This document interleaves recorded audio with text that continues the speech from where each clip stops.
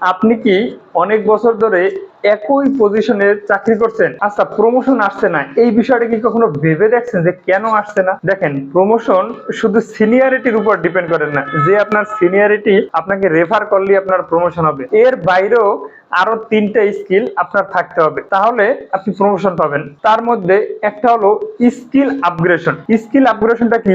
দেখেন, 5 বছর আগে আপনি যেই স্কিলটা, যেই নলেজটা আপনার ছিল, এইটা 5 বছর পরে ব্যাকডেটেড হয়ে গেছে। আরো নতুন নতুন অনেক সিস্টেম, অনেক প্রসিডিউর আপডেট হয়েছে গার্মেন্টস সেক্টরে। নতুন মেশিন আসছে, নতুন রিপোর্টিং সিস্টেম আসছে, নতুন টেকনিক আবিষ্কার হয়েছে। সুতরাং আপনি যদি ওই 5 বছর আগের আপনার যে নলেজ গুলো আছে ওই অবস্থানই থেকে যান, তাহলে আপনার প্রমোশন হবে না।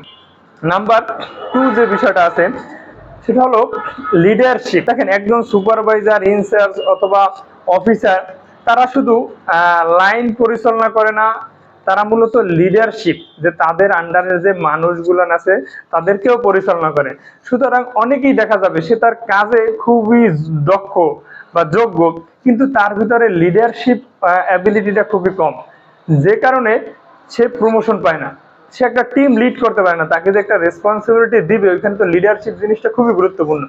আর এই লিডারশিপ স্কিলটা কম থাকার কারণে প্রমোশন পায় না। 3 নম্বরে যে বিষয়টা রয়েছে সেটা হলো নিজেকে প্রমাণ করার।